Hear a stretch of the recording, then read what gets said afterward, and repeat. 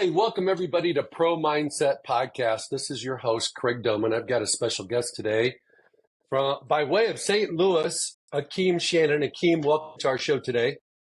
Thanks for having me. Okay, so Akeem is not 7'2" and he can't dunk a basketball like that.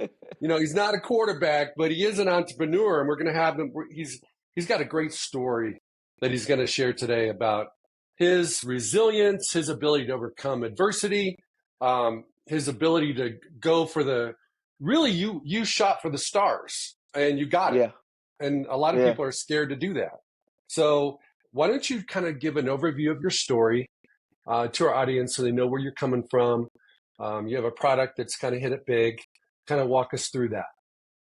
Yeah, man. So I'll give you the semi-short version. I went to school on a full scholarship. I was supposed to study chemical engineering. Got to school, lost my scholarship, and had to come home. And I had to restart. And I told myself when I came home that by the time my friends graduated college, and they went to some pretty prestigious colleges from the high school I went to, I wanted to be making at least as much as the average college grad. And so I got to work. I started working in a Sprint retail store selling cell phone accessories. From there, I went to work at Verizon in a call center. And I found myself about 4.5 years after leaving school, I found myself making six figures, and I saved up nearly $100,000. And I felt like I had finally recovered, but it was a long road. But the mindset that gave me, that overcoming, it really started to just integrate itself into the rest of my life. And so from there, I left. I worked at Square, the folks that make Cash App. I was doing really well there. They treated us very well, but I wasn't happy there. And I felt the same way I'd felt at other jobs, where one day I was going to wake up 20 years down the road just filled with regret. And I didn't want to live that way. So I quit my job. And I read this book called The Alchemist, which is a book about this boy who goes on this journey to find his treasure. International bestseller. And this book really chased me down, and I could get into it a little bit later. But after I read the book, it just changed the way I thought about everything. I realized that there are signs, there's opportunities that are out here waiting for me to discover them. And if I pay attention to those, then I can accomplish incredible things. And with that mindset, I had a late night phone call with my uncle, who's an engineer at NASA. He was telling me about this program he was working on for NASA for the Space Launch System, where he was going to use this adhesive that was based off the feet of geckos to do this wiring. And I couldn't stop thinking about this reusable adhesive. I started doing research on it, and eventually I decided, okay, I may not be able to make a television, that mounts with this adhesive, but a little tiny TV I could do. And that's where the idea for the Flipstik was born. And from there, it just got crazier. We started selling them locally at different events, and then in the mall, and then we just took it way beyond there. I'm sure we'll get into that. Now we're in many national retailers. We're Inc. magazine, top 50 fastest growing consumer product brand in the country. Even got our story told on the walls of the Smithsonian Museum at their exhibit on the history of cell phones. So it's been quite a journey. Well, Akeem, the thing that's the most interesting for our listeners is the mindset behind the product, the mindset behind your journey. Because you had this idea. A lot of people have ideas. Sometimes some of us have, tens of ideas every day, but we don't act on it. Yeah. What was it? So I'm going to try to make a connection here. What was the connector between the alchemists and you actually jumping on board to take this idea and turn it into a product, turn it into a business, and change your life? Yeah, for me, so let me back up a little bit. So, I get this book, The Alchemist, right? And I don't read the book. My boss gave me this beautiful copy of the book. It had all these illustrations, hardback with leather. It was beautiful. But I didn't read it because I'm like, he doesn't know what he's talking about. I just quit. And so a few days after I quit, my mom sends me a video, and it's Oprah, and she's interviewing Pharrell. And Pharrell's international best-selling, writer, Grammys, producer, etc. And she asked him, she's like, Pharrell, what book have you read that really just changed your life? And he's like, Oprah, you know, the book that got me all these Grammys and sent me on this journey is this book called The Alchemist. And I'm like, oh, I got that book. Now, I should have read the book then, but I didn't read the book. Okay. I was like, oh, I'll get to it another day. And so then a couple weeks after that, I'm watching the news and it pops up that The Alchemist, this is a 30-year-old book, is back on the New York Times bestseller list. And I'm like, why would a book from 30 years ago, 40 years ago, be on the New York Times bestseller list again? And you know, I still didn't read the book then, but it was growing, right? And I needed to read this book. And so finally, when I'm moving into my new apartment, it's about a couple months after I got in the book, I'm moving into this new apartment, and I had stuff everywhere. You know, there's boxes, and I look on the counter, and there's a book, but it's not the Alchemist book my boss had given me. Right? It was this beautiful hardback leather book. It's a paperback, and it says $6.99 discount books, and it's all tattered up, but it's a copy of The Alchemist. And I freak out. And I'm like, what is this book doing here? I asked my friend who was helping me move it. I'm like, did you set this book here? I'm freaked. And I end up reading it cover to cover. And when I read it, it talks about early on about these omens, right? We would probably say signs today, where you get these signs from the universe that are like, this is the direction you need to go to achieve the goal that it is that you're trying to achieve. And this kid in the story learns about these omens very early on.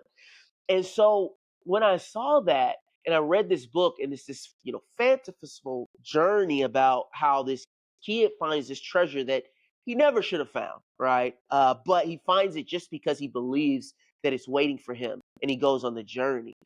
And so, you know, typically when my uncle would call me, you know, it's usually late, like this time it was like 3 o'clock in the morning. He talks about all kinds of stuff, right? He's an engineer, he has an engineering mind. It's just always running. Um, but for whatever reason, when he told me about this adhesive this time, my mindset was different. That was really the only difference, because he's told me about so many things, you know, that are very cutting edge that I could have taken in the past. But my mind wasn't there. It was just like, oh, he's just rambling on about who knows what. But this time I was like, no, this is going to help me to live my dreams. And so I just could not get it out of my head.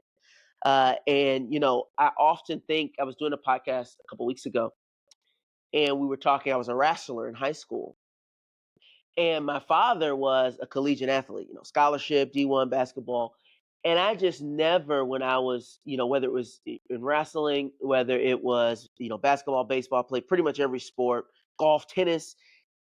I never had the mindset that I could be great. You know, it was always just, well, let me not embarrass myself. Let me just do the bare minimum. You know, it was never one where I was like, I could really do something huge here. But this time around, you know, 22 years, 23 years later, I'm like, you know, this can be something.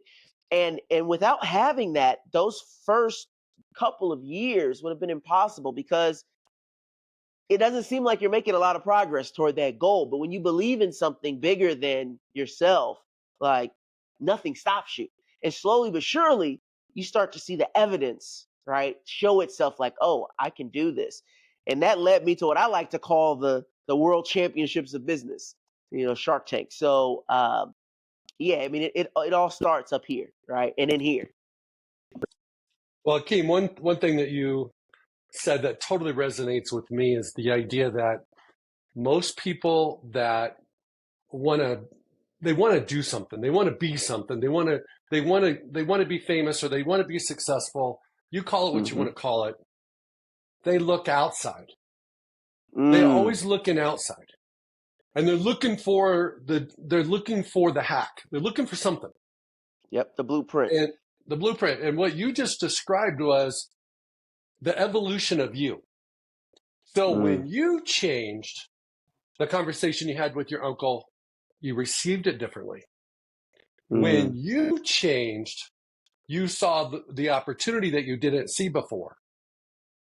When you changed, you had the initiative and motivation to act on your idea instead of just Yep, sit on it, right? And so so true. the thing that's really crazy is that when you change, everything changes. Mm. When you When change, you everything changes. when you change, everything changes. And so it starts with you. And all you described to me was you changing. And the alchemist was the genesis of that change. It gave you the hope that you could be that person that could be somebody that perhaps maybe it was your programming when you were a kid, that you had a best friend that was a superstar athlete and you were like, well, I can't be like him. Or hey, Mm. maybe you grew up with your family saying things like, hey, your dad was just awesome. And in your little 7-year-old mind, you're like, well, I can't be as good as he was. So Mhm. you didn't want to chase the dream that he had, because in your mind you didn't see the hope, you didn't see the path to success that you saw after you read The Alchemist. Mm. Man, Is that you got Craig. You hit it. It's so true. Like there's this guy Jim Rohn, a motivational speaker from like the 70s and 80s, and he talks about when he changed and he met a mentor, and the mentor asked him what he wanted to be. He said he wanted to be a millionaire. And he's like, well, why aren't you a millionaire? I want you to write it down. And he writes down all this stuff. My job doesn't pay me too much. I had a kid when I was young. All this stuff he writes out. And his mentor looks at it. He's like, there's one problem with your list. And he's like, well, what's wrong with it? He's like, you ain't on it. And it's so true. I think that, society has really programmed us to blame everything else, our circumstances, where we come from, all these outside influences, to say that's why I'm not X. And it's like until you go in, it's never going to happen. It's never going to happen until you go in. well, in sports, and I've been in the NFL business for 30 plus years, it's always in. It's always in. It's not Mm, the out. And so mm, what kind of revealed itself this last weekend in the playoffs, I don't know if you watched any of the playoff games, but some of the guys really showed up and showed out, and some of them didn't.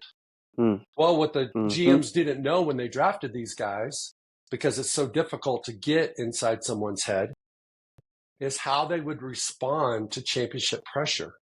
How mm. would they respond to Pressure. championship opportunity, right? And so, but it shows up now. I mean, people, Yep. if, Patrick Mahomes was like the 22nd guy drafted in his draft class. Mm. If they could go back and redo that draft, whoever's drafting first probably would take him because of his championship mindset, Mindset. right? And you know what? I think like I never used to understand what it meant to have like the heart of a champion, right? But as I started to look at, just some of the more recent um I don't want to call them breakdowns, but these hurdles where you've seen these athletes and they get to the highest point and then they crumble. And I just think about, Michael Jordan, and I think about Serena Williams, and I think about these athletes where it's like nothing, fathers dying, tragedy, nothing takes them away from their sole purpose. I mean, it's unbelievable. And while all of us may not be champions in sport, that mindset and that heart it's replicable in our lives, and it's like, hey, when the pressure gets put on, that's when you have to show up. And I think that for me, what I found was that in a lot of areas of life, that pressure would crush me. But when I found what my true passion was, when that pressure came and it was like a one shot moment, I started to shine. And that's when I knew I was doing the thing that I was always meant to do. Because I'm like, man, the amount of pressure, like, I don't get a do over here, but I have a one shot and I'm nailing it. I'm like, I'm right where I'm supposed to be. And I think that, man, there's just no better feeling than having an immense amount of pressure and being like, I'm gonna nail this. Well, you said three things, Akeem, that resonate with me. Number one is that sports and the real world is the same. It's the Mm, same. Okay. Everybody puts the athletes up on a pedestal, but it's the same. If you're an entrepreneur, it's the same. You've got the same challenges. You've got to mm-hmm, overcome adversity. You've got to know who you, all those things are the same. The second thing you said was some people have the mindset to get to the top, but it's not in alignment with their identity is not in alignment with being on the top. So they never mm, get to go back. So it's like they get to the top of the mountain, they feel uncomfortable. And so the universe takes them back down because they don't think they belong there. So you see a lot of one-hit wonders in business where they have one product and it takes off. But once you crack the code, why couldn't you do a second product and a third product? Some do, some don't. But for the ones that have one product and they touch the top of the mountain with that product, their identity is critical, because if they don't have it consistent with that status, they won't stay there. And then the third thought is the ones that do. Michael Jordan was a champion even in the years he didn't win the championship, because his identity was he was a champion. He's always been a champion. I don't know when it started for him. Kobe has always been a champion, whether the Lakers won the championship or not. And so I think Jalen Hurts is like that. I think it'll be interesting to see how Jalen responds and the Eagles respond after getting whipped, in the playoffs. But it's like, I don't think it's going to take a hit on his identity. But for some people, comes back stronger, digs deeper. And the last thought, oh, go ahead, sir. No, I was just going to say, the last thought was the harmony that exists in your life when you're doing what you're called to do. So I help a lot of athletes, young men, make the transition from life in football to life out of football. And for a lot of guys, it takes 3 to 5 years. And the reason why is because they go through an identity crisis. What they do and who they are become blurred, and they become what they do instead of who they are. You play football in the NFL long enough, you're an NFL football player. Your family at family reunions introduce you and say, this is my Bronco, or this is my Raider. And the player takes on that identity. The ones that can make the smooth transition are not the ones that have a great plan B. Because if you got a plan B, it'll become your plan A, so you won't play in the league very long. So your plan A has got to be in the league, and you have no plan B. But when it's over and they don't want you anymore, it's the intersection and the convergence of 3 things. What you're naturally gifted at, what you love to do, and what God's called you to do. And you put those 3 together, you're unstoppable. And Craig, I love that you said that. And I want to tell you, because I'm going through a similar transition, right, in my life. For the past 5 years, I've been Flipstik. Like I'm on the street in another city and someone sees me and Flipstik, and at the end of last year, after being incredibly, this dream has gone as further than I ever imagined it ever could have gone. But we realized something. We realized that no matter what we were doing, we were never going to become a profitable business. And so unless we sold the company, there was no ending in sight where we were going to make it profitable due to a number of reasons, but marketing costs, production costs, and employee costs, just a lot of things. And so I had to make a decision, and I had to decide, are we going to go out with a whimper, or am I going to go into the next thing? It was a very tough decision to make. And I decided that, hey, we're going to have to put Flipstik on ice and on autopilot. It'll be for sale, but it won't be a company anymore. And I'm going to have to decide what it is that I'm going to go and do next. And man, for 2 months, I was devastated, Craig. I mean, I was just hurt. I felt like I let everyone down. And I remember I called one of my investors. Her name's Maxine Clark. She's the founder of Build-A-Bear.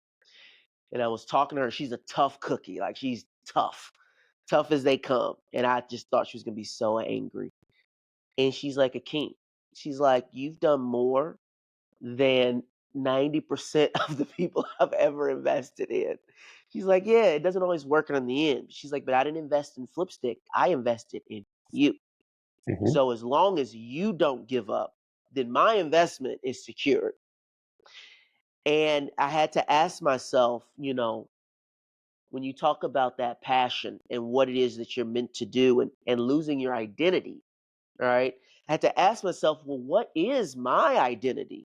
And I realized something, from whether it was me being on Shark Tank, or whether it was, rapping and pitching to Diddy and Snoop Dogg, or whatever it was, where I found the most enjoyment was on stage in front of people, and not just speaking to my product, but speaking to my story and seeing the inspiration that people had, even people who are, hundreds of $1 million past where I've gone.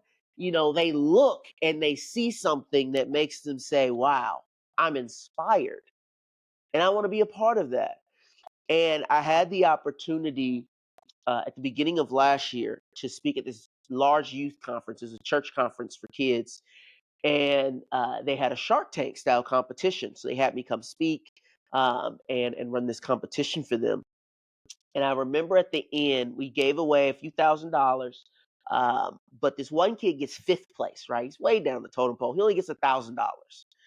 Uh, but his mom runs up to me at the end of this conference crying, thanking me, because she was like, when we came into this, he was ready to quit. He was going to shut down his t-shirt business. He had given up on his dream. And she was like, he listened to you last night and talk about all your ups and all your downs and what you had to come through. And he came home and he was so excited. He's like, I'm going to figure out a way to move forward. Even if I don't win, I'm going to figure out a way to keep going. And she was like, when you gave him that $1,000 to buy his t-shirt press, she's like, I've never seen him look the way that he looked at me when he came off that stage.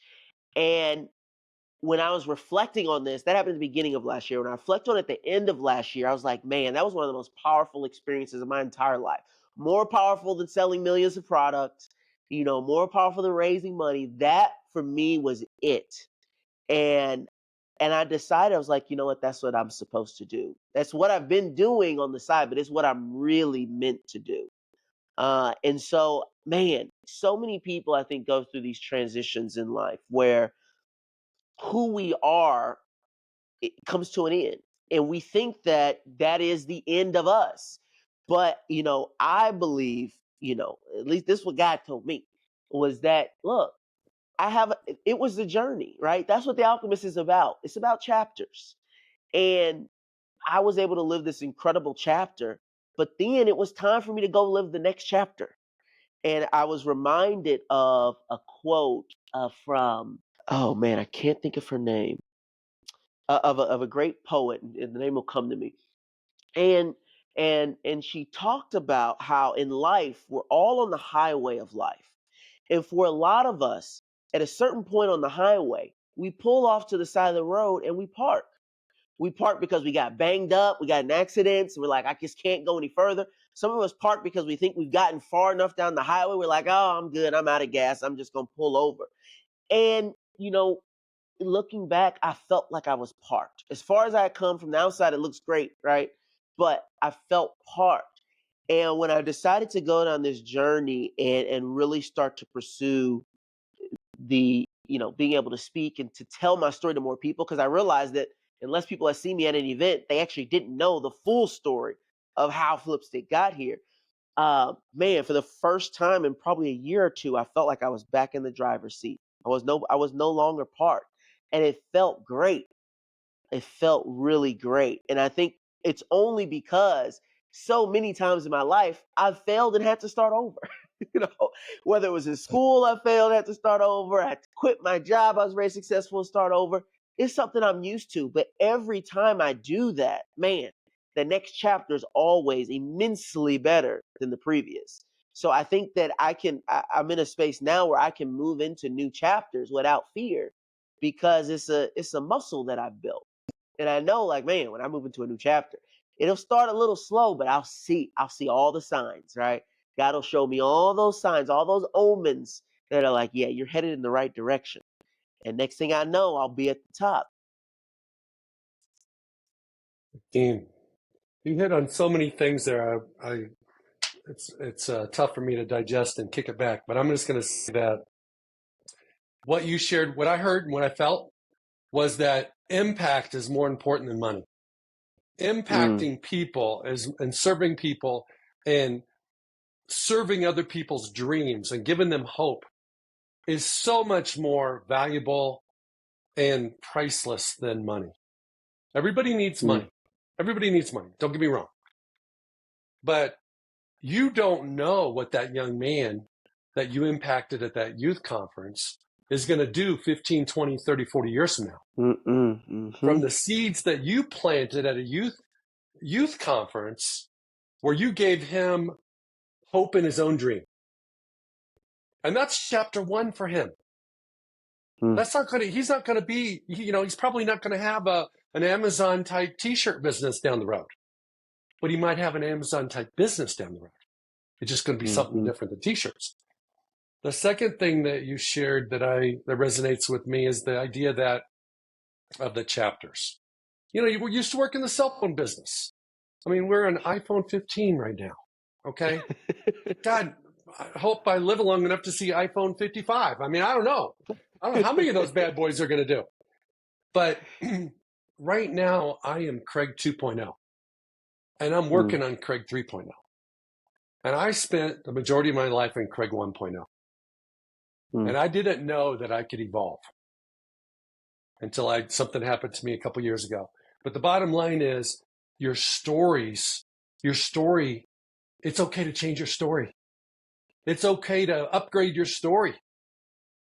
And then because you like to perform, my encouragement to you is define your stage.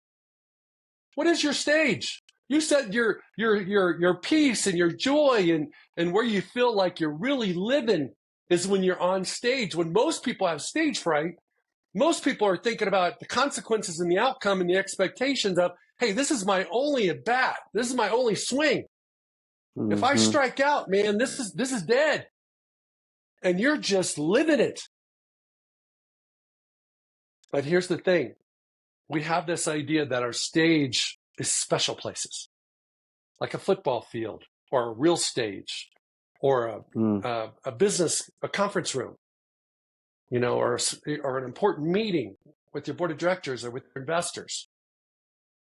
And I'm here to tell you that every moment is a stage.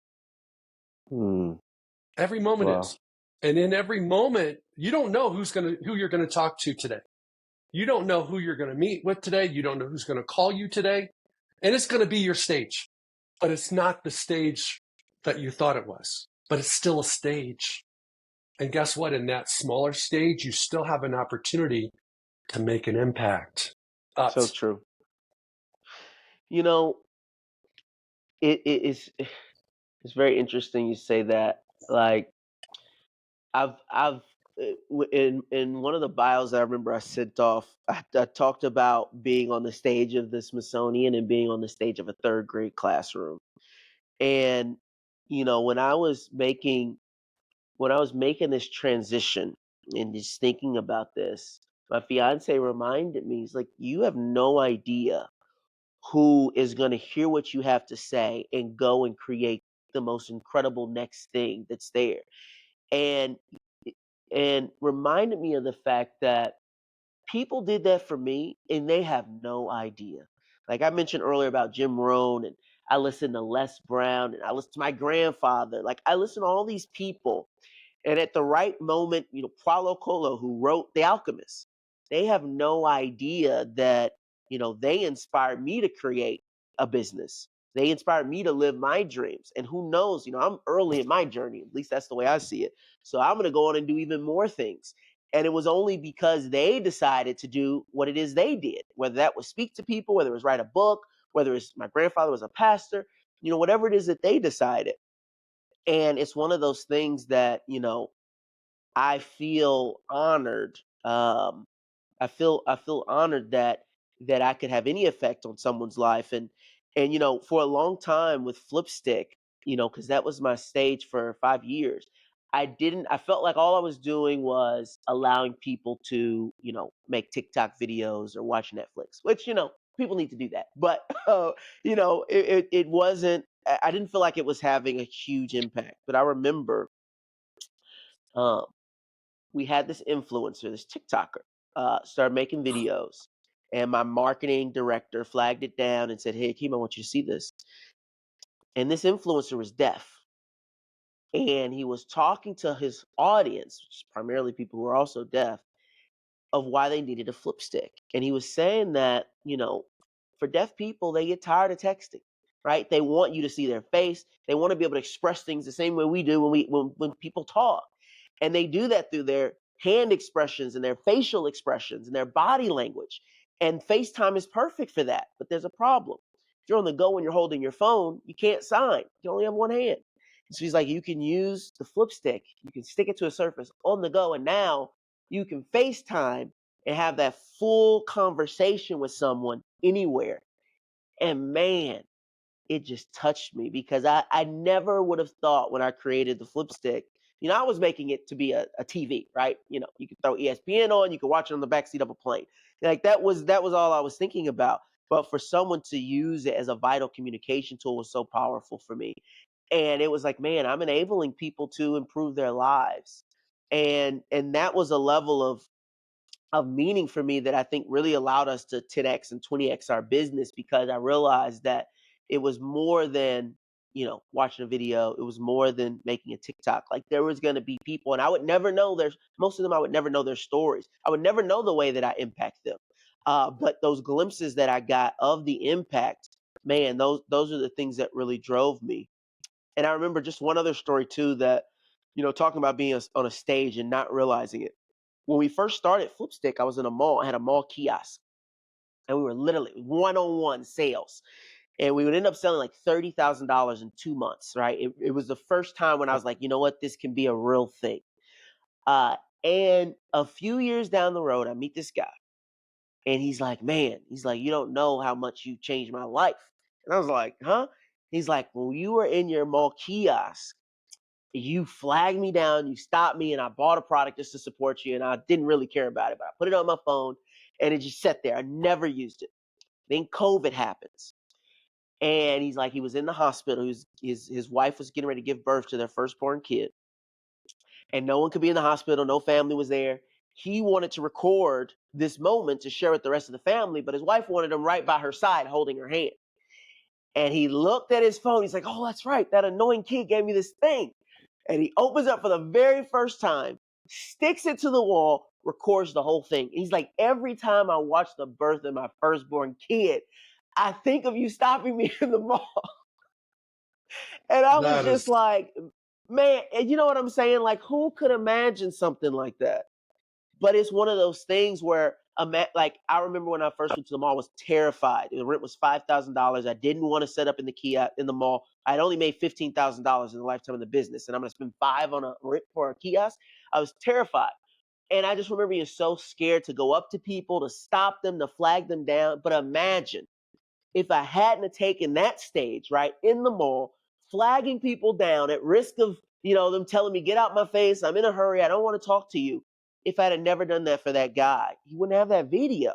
And I mean, so for me, it's like, you got to take, every chance you get, you got to go for it full tilt, because you just never know. you don't. You never know. Okay, Akeem, my brain has been thinking about the idea that you're making a transition and, you want to speak, you want to impact people. I think you could take the name Flipstick and come up with a new word that rhymes with it to indicate your next phase, because it's like tipstick. It's something else where Mm, it's like it's related to, because that's where you started, but it's something different. And it sounds like to me you want to help people. You want to give people the vision, the hope. You want to share your story to help them identify with your journey so that they can go, hey, I don't have it that bad. He did it. He dropped out of college. He had adversity. He did it. Why can't I do it? hmm Right? Okay. And So, somebody put it to me this way. They were like, and this was before I had made the decision to stop Flipstick, but she's like, really, your story is one of flipping the script. Like, anytime you get stuck, you just flip the script over, write a whole new script. And it's true, but I think that that's life, right? Like, you're always going to hit failures. And you talked earlier, right? And we talked about the athletes that, in the years that they don't win a Super Bowl, right? Where they get blown out in the playoffs. The ones who fail and take that and learn from it and realize that that failure doesn't define them, and in fact that failure is part of their success, those are the ones that become champions. And so, that's kind of the way that I look at, for me, I have a couple of pretty great speaking opportunities coming up. I'll be speaking at South by Southwest, which is one of the largest conferences in the country for tech and entertainment. And then Grant Cardone, who is a big real estate guy and speaker, has a big speaking competition for it's called Great American Speak Off, kind of like American Idol for speakers, and I'm a finalist for his competition. So like I had these opportunities to share these stories, and I was thinking I booked both of these things before I decided to shut down Flipstik, and I was talking to this speaker, and he's a big speaker, um, and I was telling him about what I was thinking about doing, and he said to me, he was like, if you shut down Flipstik and you stop and Flipstik doesn't work out, well, now you're gonna have to go build a whole nother business before you can ever become a speaker. And I thought about that and I was like, I disagree. Because I thought about some of the most powerful speakers that I've ever seen and the most people who've had some of the most incredible stages. And that's not always their story. I think about Tony Robbins and him building his business. You only know Tony Robbins for speaking. You don't know him for anything else. I think about Les Brown and his ability, to become one of the top speakers in the world. And he was a disc jockey, right? He's a DJ on a radio station, and then he was a state senator. Neither one of those things worked out, but ultimately he ended up impacting people's lives by telling the story and the journey. And so I think that for me, you know, I just look at all of this as part of the journey. Life is one big journey, and I'm proud to say that, man, I've had I couldn't be more grateful with the rooms that I've been in and the people that I've gotten to meet and some of the things that I've gotten to do. I mean, I've had a very full life already, and I feel like I'm just getting started. Two thoughts, Akeem. One is that in sports, everybody talks about like the Hall of Fame guys, the best of the best. But QB2 has a story too. Mm, QB2 has a stage as well, right? yep. That sphere of influence for that QB2 doesn't matter. Take any team in the NFL. QB2 has a stage.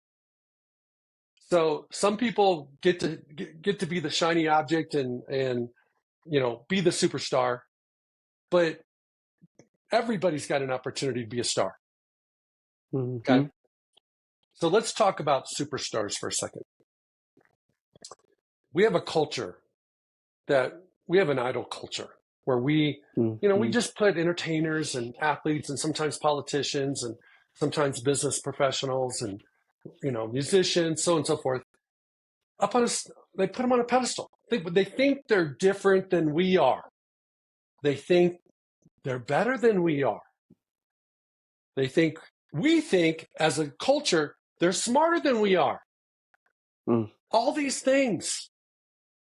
What is your perspective on that?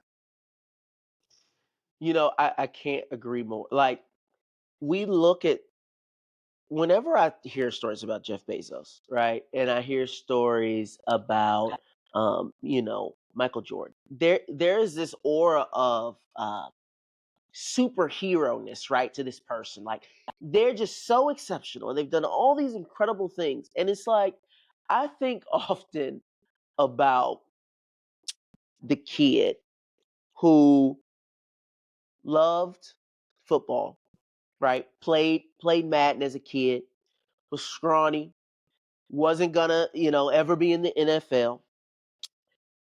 Didn't make it on any sport team, but he was a nerd, and he was interested in computers, and he loved Madden so much that he thought it would be really cool that in the segment in Madden, when the camera spins around and shows all the perspective, what if we could do that in real life? So he gets some cameras together. He starts working for Sony. He's like, you know what? I think I could do this. And one day, that kid who never played in the NFL, was never the superstar, walks into the room of the National Football League and says, I want to show you this camera array that's going to allow us to do a 360-degree panorama around all the players anywhere on the field at any moment. And it's going to be so exciting and everyone's going to love it on TV. And all of a sudden, the players, the champions, the coaches, the owners are like, that guy's pretty cool. Like, nobody told that kid. Someone could have told him a long time ago, you'll never be in the NFL. You can't do that.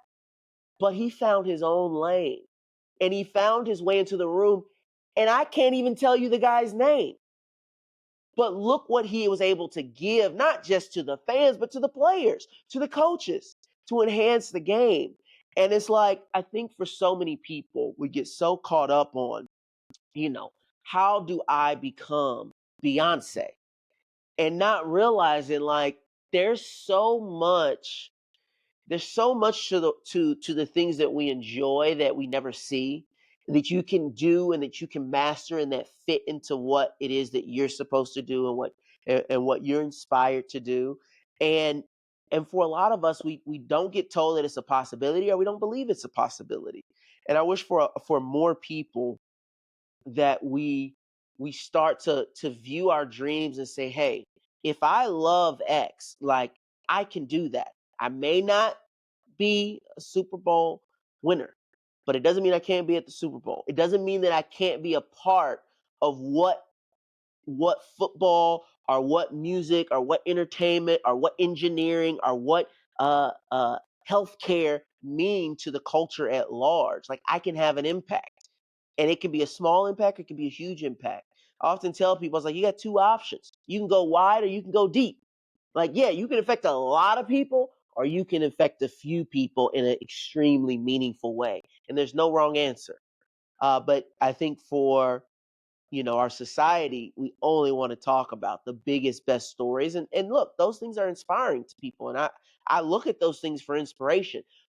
But I think where people get in trouble is that sometimes we look at, these stories of these titans of their space, and then we reflect on ourselves as we're less than. And that is where it can become dangerous for people because they look and they say, well, I can't be that, so it's not worth it. But once again, you talked about it at the beginning, Craig. It's all about mindset. Because see, when I read the story of Henry Ford, right, this blue collar guy had no money, but becomes a titan of industry when everyone told him he couldn't. I don't look at that and say like, oh, well, I never became Henry Ford. I look at there and say like, man, if he did it, he had nothing. He didn't know anything. I can do it too. I often tell when I speak to kids, I tell them the story of GoPro. A lot of people don't know the founder of GoPro knows nothing about cameras. He's not an engineer. He doesn't know any of that. He's a surfer. He's a surfer that was traveling around the world. He wasn't an exceptional surfer. He was a good surfer, but he wasn't number one. But his biggest pet peeve was he had no footage. He couldn't see anything from surfing unless it was from, 200 yards away on the beach. And so he said to himself, man, it'd be really great if I had a camera with me, a high quality camera on my surfboard. So he gets home after traveling the world, a starving surfer, and he gets a camera from Best Buy and he gets some acrylic from the acrylic store, duct tapes it all together, throws it in a package, ships it off to China and say, hey, I want you to make this, but make it waterproof and make it smaller. And a $3 billion company is born. Now, his dream was not to start a $3 billion company. His dream was to be a world-class surfer. But I can tell you this much. He sponsors all the world-class surfers. He sponsors the championship of surfing. He knows everyone is surfing, and everyone is surfing knows him. And I don't Yeah. think that is a man who lives with any regrets of the journey that he's taken. And he didn't know anything about it. He just had a belief in himself. And so I think that, having that GoPro mindset is something that a lot more of us, need to have. And unfortunately, it's one that our society does not foster and does not talk about. They only want to talk about the glossy, shiny bits, but we often don't hear about the truth. Akeem, something that has come up multiple times in this conversation is the idea that all you got to do is live. All you got to Mm, do is be. The GoPro guy wasn't trying to be anybody else. He wasn't trying to build a business. He wasn't trying to Mm-mm. sponsor, an entire sport industry. He was just Mm-mm. trying to have a better experience. Mm-hmm. And if you look at even Flipstik, kind of the same thing. I mean, maybe at some point in time you made the transition from this could help me to helping others, but it's like just be an Yeah. experience is the critical part because we're all the same. That's the thing I was wanting to come out about these super megastars. Taylor Swift, they're all the same. We're all the same.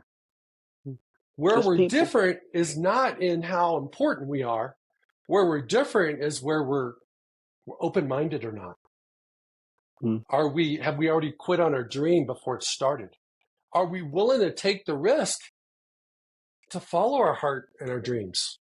Most people aren't. Hey, got to do Mm-mm. 9 to 5, got to pay the bills, got to do all these things, and they can't take the risks because their lifestyle has to be supported. Where most Yeah. people that have done really wonderful things are not the people that come from money that have venture capitalists behind them. It's the people Mm-mm. that have no money, that have nothing to lose, that take their shot. And then somebody else goes, hey, that's a good idea. Money will find them. The investors will find them. Thoughts? I mean, it's absolutely true. All you have to do, right? I mean, look at professional sports, right? Like, what's the name of the high school that's like it's super expensive, like 100 grand down down in Texas for athletes? You know what I'm talking about? I know IMG's in Tampa, and I know Bishop IMG. Oh Gorman. yeah, yeah. So IMG, perfect, right? You look at IMG. Now let's be honest. IMG's great, but let's be completely honest here. The vast majority of professional athletes are not coming from IMG. They're not coming from having the money or having the means to invest in all the research. None of that. The only thing that they have is belief in themselves that they can do something greater than anyone they've ever known has done. That's it. And they're just regular people. They had no advantages, and you see that that's what makes up the majority of the people at the top, especially in America, which is what makes America very unique. Is that you have so many people that started from nothing and yet achieved incredible things. One of my favorite books is Think and Grow Rich, and I highly recommend it to anyone trying to pursue anything. But Think and Grow Rich talks about the power of these titans of industry. We're talking like Henry Ford, we're talking Rockefeller, we're talking J.P. Morgan, Thomas Edison. They interviewed these people and just asked them. All of those guys came from nothing. No one believed in them. No one thought they could do anything. They just started and they believed in themselves. And so I think that you know, it everyone look, life isn't fair, right? Life will never be fair for anybody. People have advantages. There are people who are set back. Being black in America, being gay in black in America. Look, there's plenty of obstacles that are in the way, right? But here's the thing. It's possible. And if you just simply believe that it's possible, man, it takes you down incredible, incredible paths. Craig, I hadn't got to talk too much about how I got on the Shark Tank, but I often think about the roundabout way that it happened. And, I when I applied to be on Shark Tank, I actually didn't make it on the show. Right. I got rejected. I made it from 40,000 people down to the final 200. They cut me out. They said, nope, you can't be on the show. And I was devastated. But I had to think about, okay, you know, well, what's another path? I was resentless. I knew that it was possible for me to achieve whatever I wanted to achieve. And yeah, it may not be through Shark Tank. I thought it was. Maybe it's not. Maybe it's through another avenue. But I didn't quit. I didn't stop. And so for me, the story was I saw an event on Instagram called the Revolt Summit. And it was a conference on music and entertainment, how to get into the music and entertainment industry. Not anything I was in, like, that's not what I was trying to do. However, they had a pitch competition for businesses. So I said, I'm going to go, I'm going to pitch. It's going to be all these rappers that are going to be there, DJ Khaled, all these, big people are going to be there. I could get an investor. And so I buy a ticket. It was $500. Buy a plane ticket, and I head down there. But before I leave, I find out that the pitch competition's closed, and I wasn't going to be able to pitch my business. So I had to come up with something else. Well, turns out there was a music competition, and they were going to be giving away a record deal. So I said, I've been in music appreciation in high school. I learned how to play piano for jazz lab band for Mr. Klukowski. I'm going to go ahead and enter this music competition and win a record deal to sell my business. And so I write a rap. I go down to Atlanta. I do the rap. I get to the top 5 people. I'm going to be able to get on stage in front of all the rappers, all the judges to get this record deal. Then they disqualify me. And they say, Akeem, you're not trying to get a record deal. You're trying to pitch your business. You're not serious. You can't be on the stage. And I said, what's the difference between a record deal and a business deal? Those are the same. They disagreed. And so, but even still, in that moment, I was like, look, it's possible for me. I'm here. It's meant for me. I'm not going to give up. I don't care that I didn't get it to pitch in the pitch competition. I don't care that I've gotten ejected from the music competition, the backup plan. Like, this is meant for me. So I'm sitting in the audience before the music competition final starts. And it's a comedy show. And at the comedy show, I take my product, I stand up in front row, and I hold my product up in the air. And the comedian looks at me and he's like, bro, what are you trying to sell me? He said it in much more profanity than that. But he's like, bro, what are you trying to tell me? And I do the full pitch. And he gets excited and he starts asking me what kind of explicit things it'll stick to. I'll let people use their imagination. and the crowd goes crazy. They derail his whole show. They're coming up to the stage, pitching their product, showing their stuff. And eventually a kid comes to the stage that's going to do a freestyle. And I'm like, yo, I got to rap. Comedian lets me on stage. I do my rap, pitch my business. Crowd goes crazy. And the same person that disqualifies me from the competition comes up to me and is like, let me introduce you to the CEO of all of our organizations. Let me introduce you to the sponsor of the event, the executives from AT&T. They eventually buy a ton of Flipstiks, fly me out to LA. In LA, I meet Snoop Dogg. Snoop Dogg ends up loving the Flipstik. And between Snoop and Revolt, they call the producers at Shark Tank and they're like, you got to get this kid on the show. He's ruined all of our conferences. And the next time I go to audition for Shark Tank, it was a sure bet. And the reason it was a sure bet was because of the journey. They wouldn't, the Flipstik was great, but they wanted the kid that went to a show, rapped his way onto the stage, convinced Diddy to invite him out to LA, then interrupted another show, got Snoop Dogg to love the Flipstik. Like, that's what they wanted because that's what makes for great TV, right? It's a great story. And so, I think about in just that circumstance, all the times I could have quit, I could have given up. It was constant, closed door, closed doors, closed doors. But there's another book I love called The Third Door. And I'm a big believer in take the third door. If the front door is closed and the back door is closed, then climb through the window. Like just you got to make a third door. And I think that for all any incredible athlete, any incredible actor, titan of business, whatever, is in general they find the third door. Daddy's not paying for them to go through the front door. Those people just don't have the grit and determination a lot of times to say when they get the front door and the back door closed, when it's been open for them all their life, they don't realize they can crawl through the window and go to the kitchen to get into the club. They don't realize that's even an option for them because the front door has always been open. So they're like, well, the front door's closed and there is no other doors.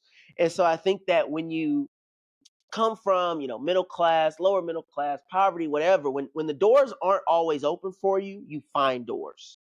And for people who find doors, like you don't need a door to be open, you make a door.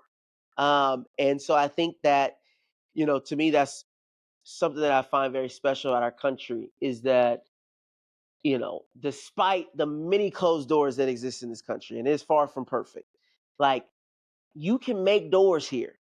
And I remember I was listening to a motivational speaker, and he's like, people think it's hard to make it in America. I'll tell you where it's hard to make it. Bangladesh. Bangladesh is hard. It's really hard. And so here it's like, man, if you have belief in yourself, it ain't easy, but it's easier than it would be almost anywhere else. You know what I'm saying? So, yeah, I'm and that's just kind of the mindset that I put on life, and I think it's when I had that mindset, it served me well. Like even thinking back to when I was working, I was at Verizon and I was in a call center. And at the time, I hadn't told any of my friends that I had dropped out of college. I felt like a failure. I had a full scholarship. I was one of 5 black kids in my entire class in high school. So I did not want to be the deadbeat living in his, parents' basement. And so I didn't tell anyone, but I remember at Verizon, there was this contest called Rockstar. And they would have this big competition where you would pitch Verizon services, and the finals would get to go down to Miami, and we get to pitch it on stage in front of all the executives, and they'd have a special guest come and music and all this great stuff. And as I was going into it, I had a boss named Curtis, and he was a semi-pro hockey player in Canada before he came to America. And I remember him telling me every day as we were going through this competition, he's like, "Akeem, you've won this competition. You've won this competition." And he just kept programming it to me every day. "You've won. You're going to win. Like, what are we going to do in Miami?" He would tell me at the beginning of the competition, he's like, "Akeem, when we get to Miami, what do you want to do when we get to Miami?" Like, it was always this, like, speaking about it as if it already happened and planning for the thing that hadn't happened yet, not around the competition, but, "Oh, what are we gonna do in Miami? Oh, do you want to stay later? We should stay an extra week after we leave, after the competition's over when you win, and we should just go and party." He kept doing this to me, and so I ended up winning the whole competition. And I thought about Curtis's programming into me about, like, "Hey, you're doing this. We're making this happen. It's gonna happen. It's already happened. We need to be thinking about some of the other stuff. Where we're gonna get a Cuban sandwich. That's what we need to be thinking about." And so, I try to move through life in that way because, like I said, it served me well. And when I won that competition in Verizon for the first time in my life, since having that huge failure from college, I felt like I was not a failure. I had failed, but I wasn't a failure, right? I can be a failer and not be a failure as long as when I fail, I don't give up. I get the opportunity to level up. And so I just kept leveling up and leveling up.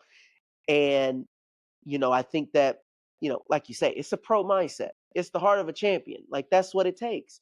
But it also feels better to do it that way. Akeem, we could talk for 3 hours, my man. 3 hours. Holy smokes. Now, I could go on and on and on. I am looking at the clock here going, holy smokes. Well, here's the thing that is interesting. You said so many things. I'm going to handpick a couple things and just kind of magnify them. One is our culture, our system, the conventional process is not designed for people to live outside the box. It's not designed for people to find the third door. And honestly, it's not designed for people to believe. Because to go through that system, so because of what you've shown me in this last hour, I know why you flunked out of college. I know why you did. And it wasn't because you weren't smart. It wasn't because it was too big for you. It just didn't fit. That's the thing. It didn't fit. You've proven that to me today. It didn't fit. You are going to trail your own path. And society has a different path. Some people can be uber successful in the traditional. But everybody any name you've mentioned today, which are a lot of titans of business and life, they all did it their way. Yep. Right? And so true. God blesses you with the instincts and the passions to do it your way. But society and your parents and your friends and your teachers and your coaches tell you not to. So one of the things that I just finished a book this week called Pro Mindset. And one of the things that's really interesting is the idea that conventional wisdom is what you get from your peers, from your coaches and your teachers. Work hard, stay late, get up early, all these things. You've heard them 1,000 times. That's not what gets you to where you want to go. It's that plus. I'm not saying you can't sleep all day. I'm not saying you have to be, all that stuff has to be there. But the most important thing to get somewhere is to plug into your purpose. If you have no purpose, you're done. Once you plug into your purpose, you have to rewrite your story so that it lines up with your purpose. It has to be congruent with your purpose. If it's not congruent with your purpose, you got to disconnect. Yep. Okay. And then once you do that, you have to define your stage. Where are you going to make an impact?